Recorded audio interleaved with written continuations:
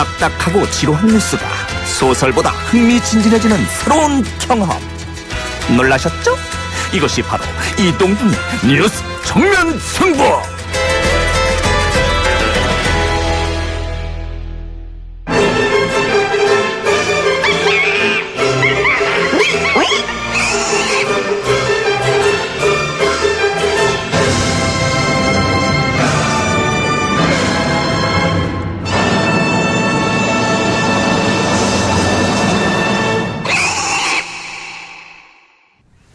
YTN 라디오 이동희 뉴스 정면 승부 2부 법정 서유기 시작하겠습니다.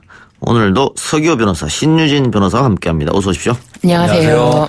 예, 1부에서 정청래 전 의원과 조국 장관 관련해서 잠깐 이야기를 나눠봤는데 청취자들도 다양한 의견 주고 계시네요. 869 하나님, 세월호 사건, 가습기 살균제 사건 이런 거는 어영부영 수사하면서 참 어처구니가 없습니다. 대한민국 검찰이 그렇게 한가합니까? 이런 의견 주셨고, 3126님, 사모펀드는 대규모 권력형 게이트로 번질 수 있는데 의도적으로 누락하여 사건 스케일을 축소하지 말았으면 좋겠습니다.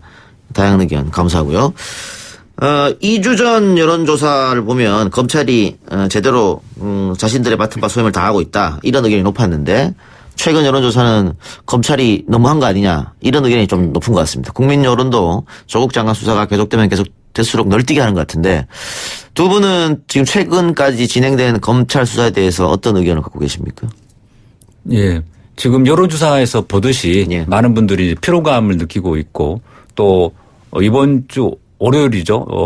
장관의 자택에 대한 압수수색, 이 부분이 굉장히 좀 결정타였던 것 같습니다. 많은 분들이 동안, 네. 예, 11시간 동안 압수수색한 거, 그리고 많은 분들이 그전까지는 조금 관망했던 분들도 이건 너무하지 않느냐, 이런 이야기들이 많이 나고 있고, 제 주변에서도 별로 관심이 없었던, 특히 조국 장관에 대해서 약간 도덕적으로 좀 문제가 있지 않느냐라는 생각을 갖고 있던 사람들마저도 검찰이 해도 너무하네, 이번 촛불 집회 때는 내가 가겠다, 이런 사람도 막 생기고 막 그러더라고요. 예. 서기호 변호사 주변인들은 법조인들입니까?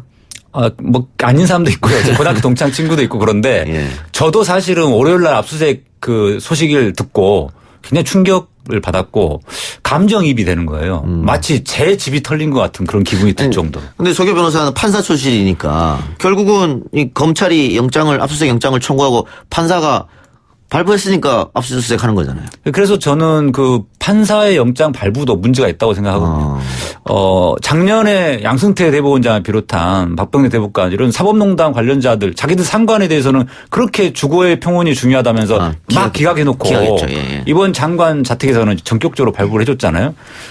이런 부분도 형평성에 안 맞는 것이고, 그래서 어떤 분들은 무섭다, 이런 이야기도 하시는 분도 있더라고요. 예, 신유진 변호사. 근데 그 부분은 약간 기계적으로 다룰 수는 없는 것 같아요. 제가 이런 말씀을 드리는 거는 정확하게 사안을 판단해야 대한 자료가 필요하다라고 생각이 들어서, 그 이번 사건은 양승태 전 대법원장은 그 주거의 평온 때문에 자택의 영장은 기각됐으나 이번에는 왜 현직 장관인데 영장을 청구했냐 이렇게 하는데, 이거는 사실은 초점이 현직 장관인 조국 장관에 대한 것이 아니고 정경심 교수에 대한 거예요. 예. 저는 아직까지도 이 무게 중심이 조국 장관으로 넘어갔다고 보이지 않거든요. 예. 그렇기 때문에 정경심 교수에 대해서 검찰이 지금 대대적인 압수수색 과정이 있고, 그 과정에서 자택을 압수수색했다라고 그렇게 그 차이점은 좀 인식을 하고 싶어요. 그리고 지금도 이제는 정경심 교수 소환이 임박했다라는 얘기도 나오고, 조국 장관에게도 어떤 혐의를 지금 인정할 수 있느냐 이런 얘기까지 나오는데,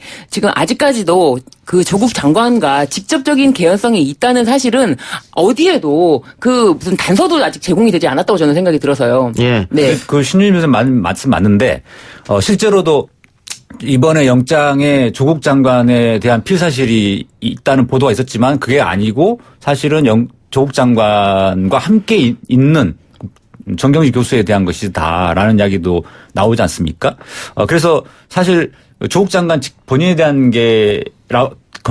거라고 확정적으로 말하기는 어려운데, 그거에 대해서 검찰에서는 말을 또 안 하고 있어요. 예. 언론에서 계속 앞장서서 앞서 나가서 조국 장관이 피의자로 된 것처럼, 혐의가 있는 것처럼 그렇게 막 언론에서 보도하는데 검찰에서는 아니다, 예를 들어서 그렇게 브리핑을 또 안 하거든요. 예. 그러다 보니까 이게 의도가 있는 거 아니냐라는 생각이 드는 거예요. 언론 플레이다. 네. 알겠습니다. 자, 조 장관 자택에 대한 압수수색이 11시간이나 걸렸는데 이것과 관련해서 검찰이 해명 브리핑을 했습니다. 이것도 굉장히 이례적인 거 아닙니까? 그렇죠. 검찰이 이런 거에 일일이 뭐 해명했던 적이 없는데, 이번에 뭐, 검찰은 딱 그런 것 같아요. 여론에서 자신들의 행동에 대해서 어떤, 너무했다라고 하고, 검찰에 대해서 지적할 만한 지점이 생기면은 바로 해명합니다. 예. 그런데 이런 의혹이 있는 거에 대해서 검찰이 만족스러울 때는 전혀 해명하지 않거든요. 근데 이번에 11시간이 너무 과도하다 이런 얘기가 나오니까 바로 11시간 동안 우리가 뭐 계속 있었던 것이 아니고, 변호인을 참여시킨 과정이 있었고, 그리고 영장을 추가하느라고 그 시간이 오래 걸렸던 것이다. 그리고 또 예. 심지어 를 먹었는데 그 밥이 뭐 중식이 아니라 한식이라는 그런 예. 해명까지. 짜장면이 아니었다. 네. 한식이었다. 이런 해명까지 해서 예. 참 오히려 예. 근데 소교 변호사님 어떻습니까? 이 압수수색 할 때 추가로 영장을 받아서 이렇게 하는 경우가 흔합니까? 흔치는 않은데요. 예. 이제 일반 국민들이 볼 때는 11시간이나 압수한 것에 대해서 굉장히 분노하고 그러시는데, 이야기를 들어보니까 이게 컴퓨터에 있는 파일들을 추출을 해내려고 할 때 변호인이 입회해가지고 일일이 하나씩 검토하고 이렇게 하다 보면 좀 시간이 걸리기는 한다고는 합니다. 아마 그때도 변호인이 입회를 했기 때문에 그런 것 같은데, 문제는 이게 과연 이 압수수색이 필요했냐부터 시작해서 이렇게까지 오랫동안 할 필요 있냐 뭐 이런 일반 국민들로서는 납득하기 어려운 일들이 이번 건이 아니라 그 전부터 이 문제가 누적되다 보니까 그렇다고 생각합니다. 예. 그러니까 검찰 지금 물어보신 질문 중에 이렇게 영장을 추가 발부하는 것이 흔치 않은 일인가요? 흔한 일인가요? 이렇게 예. 말씀하셨는데 이런 수사 자체가 흔치 않은 일입니다. 예. 지금 뭐 표창장 위조부터 해가지고 그러니까 검찰이 되게 제가 이렇게 말씀해서 좀 그렇지만 되게 어떻게 보면은 언론을 이용한다는 게 언론들이 뭐 표창장에 관심이 있으면 표창장에 대한 거를 좀 풀어요. 예. 그 다음에 사모펀드에 관심이 있으면 사모펀드에 가는 걸 또 풀어요. 그래서 여기저기서 다 조금씩 완전히 뭐 확실한 어떤 의혹도 없는 상태에서 계속적으로 지금 먼지털이식이다라는 비판을 받을 정도로 지금 검찰 수사하고 있는 게 아닌가 싶어요. 그러니까 지금 70여 곳 가까운 곳을 압수수색했는데 펀드도 그렇고 뭐 아직 확정된 게 아니니까. 네. 그리고 자식의 자소서 문제, 표창장 문제로 과연 이 특수부 검사 40명이 붙어가지고 이 70여 곳 압수수색하는 게 맞느냐. 그리고 뭐 이런 압수수색한 비판을 결과물을 포렌식하기 위해서 지금 150여 명 검사들을 또 그 직원들을 동원을 해서 수사관 포함해서. 예. 동원을 해서 지금 예. 검찰 조사한다고 합니다. 자, 조국 법무부 장관의 아들도 지금 검찰에 소환돼서 조사를 받았습니다. 딸도 두 번째 그렇죠. 소환 조사를 받았고 아들에게는 검찰이 어떤 거를 이야기를 했을까요? 네, 서울대 공익인권법센터 인턴 증명서 허위 발급하고 동양대 수료증 표창장 위조 혐의에 대해서 조사를 했을 텐데요. 뭐 이런 증명서 허위 발급한 것을 또 사용했는지 이런 부분에 대해서 뭐 집중적으로 질문을 했을 것이라고 보여져요. 예. 자, 결국은 검찰은 뭐 기소를 하기 위해 존재하는 집단이기도 하기 때문에 기소를 할 것이다. 특히 정 교수 쪽을 표창장 건으로 기소가 지금 돼 있는 상태고요. 네. 구속영장을 청구할 것이다. 뭐 이런 이야기도 나오는데 어떻게 보십니까? 지금 검찰이 이 수사를 처음에 애시당초에 시작한 목적과 그 배경들을 보면은 그야말로 정경심 교수에 대한 구속영장 청구, 그다음에 조국 장관 본인에 대한 기소 이거를 목표로 지금 달려오고 있거든요.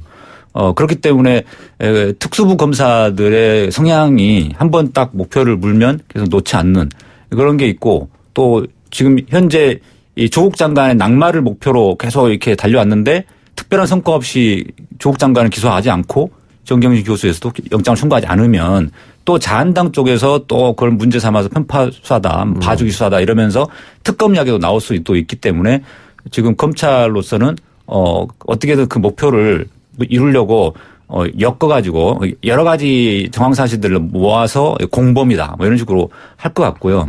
그다음에 처음에 이 수사가 이제 압수수색 되고 있을 때 법조계 주변에서는 이런 이야기가 돌았었어요. 사모펀드에서 뭔가 나올 것이다. 예. 사모펀드 부분이 마침 이제 조국 장관이 민정 속으로 임명된 시점 그 무렵에 벌어진 거기 때문에 예. 약간 권력형 비리가 있을 수 있다. 저도 그렇게 들었었는데 막상 이제 사모펀드에서 뭔가 잘 안 나오는 것 같으니까 지금 이 표창장 이준화 이쪽에도 집중하는 거 아닌가 이런 생각이 들거든요. 예. 저는 이 검찰의 지금 수사 방식이 뭐 제가 지금 하는 말은 아니지만 있던 말이지만 그 메시지 공격이 안 될 때는 메신저를 공격하라 이런 말이 있지 않습니까? 근데 지금 그 부분에 거의 다 있다. 뭐 그렇다라고 정확하게 말씀드리기는 어렵고요. 다 있다라는 생각이 들어요. 왜냐하면 이 검찰 개혁이라는 과제의 완수 이게 지금 현 정권의 가장 큰 하나의 또 이슈 아니었습니까? 그리고 또 조국 장관이 임명된 그 배경에는 검찰 개혁이었고요. 그 검찰 개혁 관련해서 검찰이 지금 이 정도 상황에 이르면은 메신저 공격에 충실히 하고 있다라는 그런 지점에 좀 다 있지 않나 생각이 들어요. 예. 자, 그 정 교수를 공개 소환한다. 뭐 이런 얘기도 지금 흘러나오고 있는데 소환하겠죠, 소환은. 근데 뭐 공개냐 비공개냐 뭐 그런 네. 부분도 있겠습니다만은 언제쯤 소환하느냐, 또 어떻게 소환하느냐, 또 결과는 어떻게 될 것이냐. 뭐 영장이 청구됐는데 뭐 기각이 된다면은 검찰이 후폭풍을 맞을 것이다. 뭐 이런 얘기도 있어요. 소환 시기는 뭐 무조건 빨리 한다고 되는 게 아니기 때문에 검찰에서도 최대한 그 어느 정도 기소할 수 있는 정도 수준, 영장 청구할 수 있는 수준까지 됐을 때 자기들 내부 기준으로 봤을 때요. 그때 소환할 거라고 생각이 들고요. 언론에서는 계속 뭐 마침 소환이 임박한 것처럼 자꾸 보도가 되는데 예. 점점 점점 늦어지고 있거든요. 당초의 언론 보도 시점과 달리 좀씩 늦어지고 있는 것은 그만큼 이것을 혐의를 엮어가지고 영장 청구만 정도 수준이 아직은 안 되고 있기 때문에 아니냐라는 생각이 들고 뭐 공개할 거냐 비공개할 거냐 이렇게 마치 뭐 고민하고 있는 모양새를 취하고 있지만 뭐 기본적으로는 공개하는 쪽으로 하려고 할 겁니다. 이 수사 자체가 망신주기 수사가 목적이고 그렇게 해서 조국 장관으로 하여금 사퇴하도록 압력을 넣는 게 목적이다 보니까 당연히 공개 수사를 하려고 할 거라고 저는 생각합니다. 저는 원칙적으로 이제 검찰이 수사를 할 때는 공소 제기 후 수사는 불가능합니다. 왜냐하면 그 다음에는 대등한 위치에서 피고인의 방어권을 보장되어야 되기 때문에. 예. 그런데 이 사건은 뭐 사문서 위조로 먼저 기소를 해놓고 그 다음에 다른 사건 아직 뭐 이거는 공소시효 때문에 그렇다라고 하고 다른 사건에 대해서 계속 지금 뭐 한 달여를 지금 계속 수사를 하면서 아직까지 소환 조사를 한 번도 안 했어요. 예. 근데 소환 조사를 지금 이 시점에서 다른 사건으로 하는 것조차도 피고인의 방어권 측면에서도 좀 불리한 점이 많지 않나 좀 그런 생각이 들어요. 예. 지금 그 서 변호사가 이야기한 대로라면 검찰이 정 교수 구속, 조 장관 기소 이런 큰 그림을 그리고 있다고 하는 건데 네. 지금 보도 내용으로 나온 것만 봤을 때는 조 장관의 혐의가 지금 없거든요. 조 장관은 어떤 혐의로 기소를 한다는 겁니까? 그러니까 이제 언론 보도에서는 그 자본시장법 위반에 대한 공범, 그다음에 공직자윤리법 뭐 그런 것들을 제시하고 예. 있고 또 뭐 증거 위조 이야기도 나왔는데요. 그 예. 사모펀드 운영 보고서에 블라인드 펀드 조항이 없었는데 그걸 추가해달라고 했다.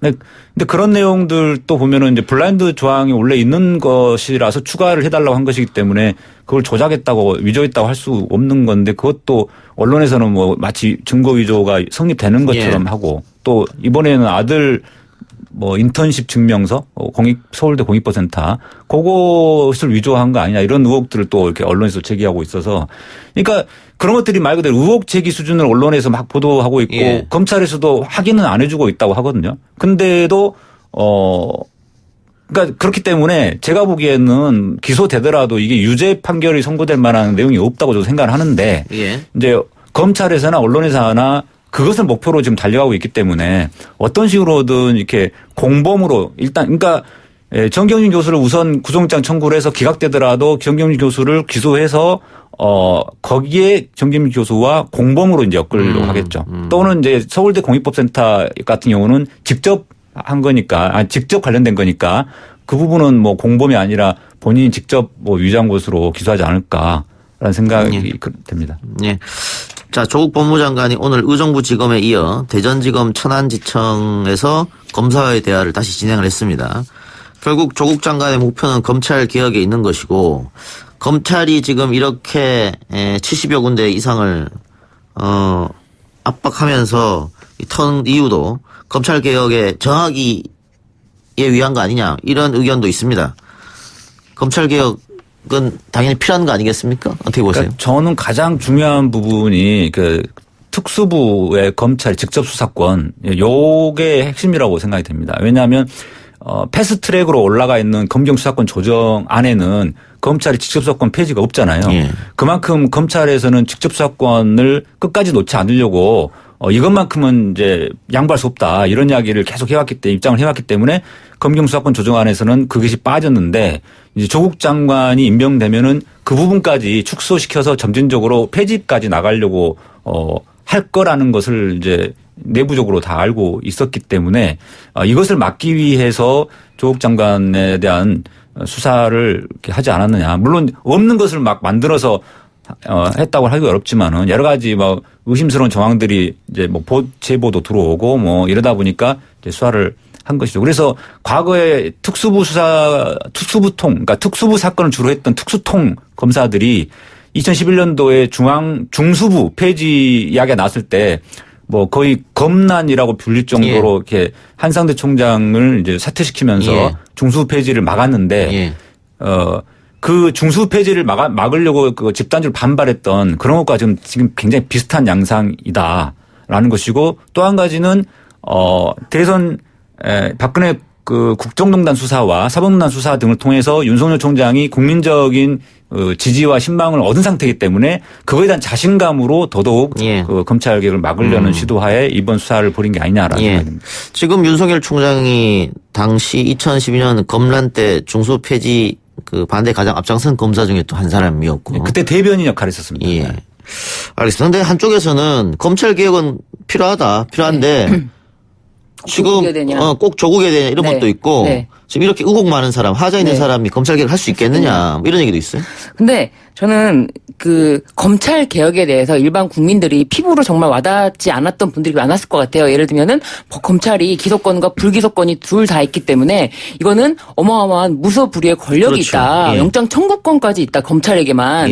그렇기 때문에 이거에 대해서는 굉장히 견제돼야 될 권력이다라는 점을 아무리 뭐 토론회라든지 뭐 이런 데 나와서 얘기를 하더라도 국민들이 뭐 갸우뚱 뭐 잘 모르던 분들이 이번에 그 조국을 향한 검찰이 대대적인 수사를 보면서 검찰이 한번 마음을 먹으면 사람을 거의 이렇게 망가뜨릴 수 있는 정도의 힘이 있구나 검찰이. 그래서 그런 생각을 하고 또 뭐 검찰을 뭐 칭찬하시는 분들도 있겠죠. 이제 뭐 다른 쪽에 계신 분들은 그러면은 검찰을 칭찬하시는 분들도 저 검찰 저 칼끝이 나를 겨냥하면 이거는 나는 예를 들면은 아까 뭐 정청래 의원님께서 뭐 이제 나경원 대표를 압수수색해야 된다라고 한다면 누구를 겨냥한다면 나만 할 사람이 있겠는가라는 그런 무서움도 한번 생각을 해본다면 지금 검찰이 하는 어떤 이런 지금 어마어마한 대규모 인력을 투입해서 수사하는 방식은 분명히 문제가 있다. 검찰 개혁 필요하다라고 생각이 듭니다. 저도 한번 생각해 봤거든요. 네.